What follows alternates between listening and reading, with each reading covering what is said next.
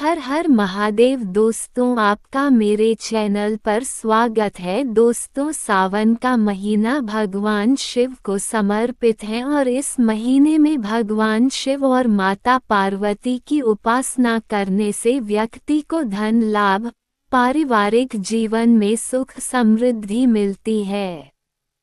साथ ही सावन के महीने में व्रत करने से व्यक्ति की इच्छा पूरी होती है और व्यक्ति इस जन्म में सभी सुखों को भोग कर अंत में शिवधाम में वास मिलता है। भगवान शिव बोले हैं, महाभाग सनत कुमार, तुमने मुझसे जो श्रावण मास के विषय में पूछा है वह अत्यंत उचित और पुण्यकारी है। तुम्हारी भक्ति, विनम्रता और श्रद्धा देखकर मैं बहुत प्रसन्न हूँ। तुम्हारे मन में कोई द्वेष नहीं है, इसी कारण तुम सबके प्रिय भी हो। मैंने तुम्हारे पिता ब्रह्मा जी का एक मस्तक काटा था, फिर भी तुमने मुझसे कोई बैर नहीं रखा, ये तुम्हारी महानता है। इसलिए मैं तुम्हें सावन मास का पूरा महात्म्य सुनाऊंगा, ध्यान लगाकर सुनो।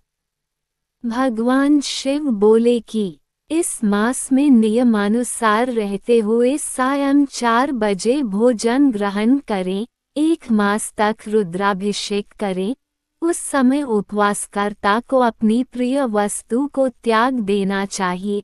पुष्प, तुलसी, मंजरी के दल, फल और धान्य बिल्व पत्र से भगवान शिव की लाक्ष पूजा करनी चाहिए। विद्वान ब्राह्मणों को भोजन कराकर नियमानुसार व्रत धारण करें।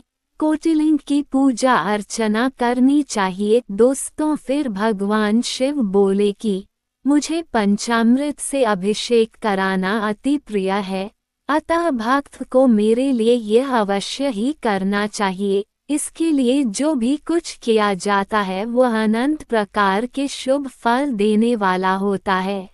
हे महाभाग, इस मास में भूमि पर ही शयन करना चाहिए, साथ ही ब्रह्मचर्य व्रत का पालन करना चाहिए। सत्य का पालन करें, इंद्रियों को अपने वश में रखें। प्रातःकाल स्नान कर एकाग्रचित हो प्रतिदिन प्रभु पूजन करें। इस मास में मंत्रों का बार बार श्रवण करना सिद्धि प्रदान करने वाला होता है। षडाक्षर शिव मंत्र और गायत्री मंत्र का जाप करना चाहिए। नमस्कार तथा वेद पठन मनोकूल और मनोवांछित फल प्रदान करने वाला होता है। पुरुष सूक्त मंत्र का जाप करना चाहिए, यह अत्यधिक फल प्रदान करने वाला होता है। कोटि होम, गृह यज्ञ होम, लक्ष्य होम तथा अयुत होम करने पर मनोवांछित फल प्राप्त होता है। इस मास व्रत रहित रहने वाले को नरक की प्राप्ति होती है, वो वहाँ पर महाप्रलय तक रहता है। इस श्रावण मास के समान मुझे पूरे वर्ष का अन्य कोई भी माह प्रिय नहीं है। यह मास मनोवांछित एवं कामना के अनुसार फल देने वाला होता है। अतः हे सत्पुरुष, इस मास में जिन व्रतों को करने का विधि विधान है उनका वर्णन मुझसे विस्तार पूर्वक सुनो। आगे भगवान शिव ने कहा, रविवार को सूर्य व्रत करें, सोमवार को मेरा पूजन करने के पश्चात ही भोजन ग्रहण करें। श्रावण मास में प्रथम सोमवार से शुरू करके निरंतर 3 मास तक किया गया व्रत समस्त मनोकामनाओं और अर्थ सिद्धियों को देने वाला होता है। यह व्रत रोटक व्रत कहलाता है।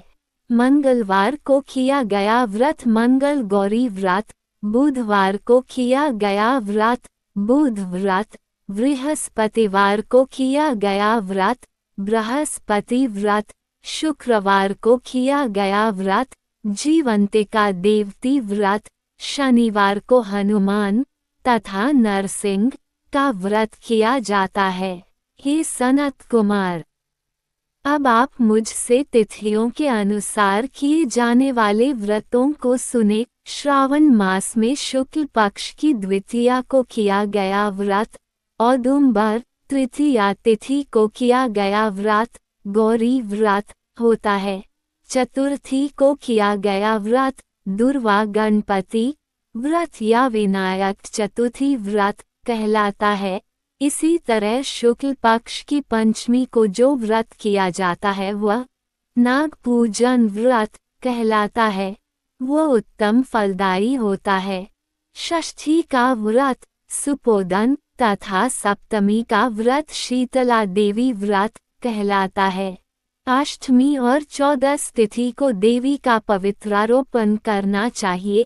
इसी मास में शुक्ल पक्ष और कृष्ण पक्ष की नवमी तिथि का व्रत नक्ता व्रत कहलाता है। दशमी का व्रत आशा व्रत कहलाता है। कुछ विद्वान कृष्ण पक्ष की दशमी के व्रत को भी आशा व्रत कहते हैं। द्वादशी के व्रत वाले दिन हरि भगवान का पवित्रारोपण करना कहलाता है। ये श्रीधर व्रत भी कहलाता है तथा इसको धारण करने से अति उत्तम गति प्राप्त होती है।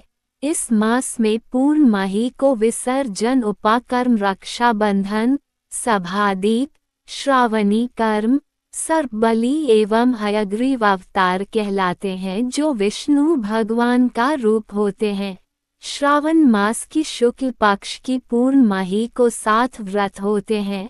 इसी मास कृष्ण पक्ष में अष्टमी को विष्णु भगवान पृथ्वी पर कृष्ण अवतार के रूप में प्रकट हुए थे। इस दिन विधि विधान सहित व्रत एवं उत्सव का आयोजन अवश्य करें। श्रावण मास में अमावस तिथि व्रत पिथौरा व्रत कहलाता है। उस दिन बैलों की पूजा अर्चना करें और कुशोत्पाटन करें।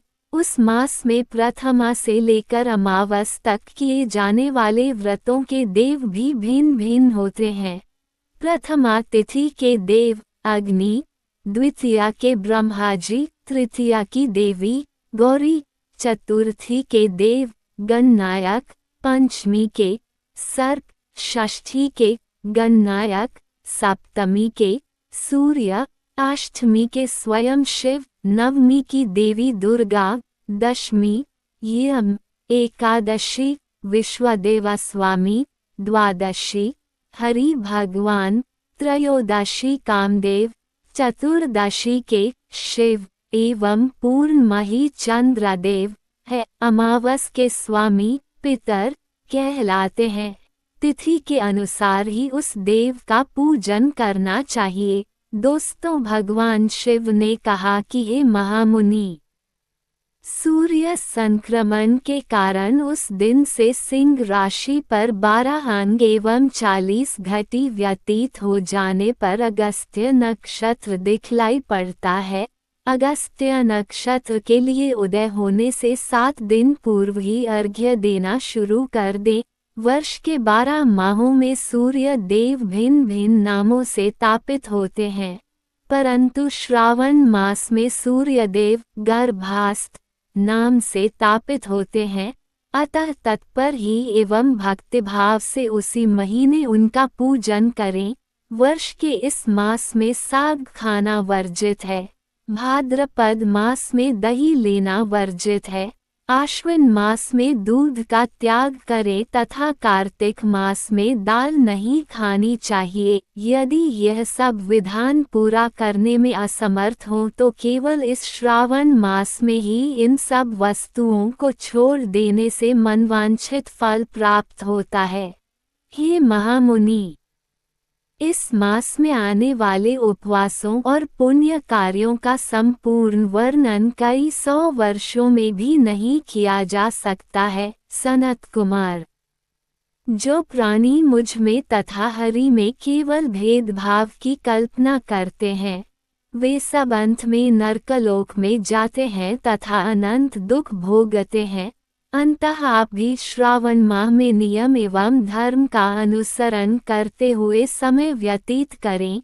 यह मार्ग सब प्राणियों के लिए कल्याणकारक एवं मोक्ष प्रदान करने वाला है।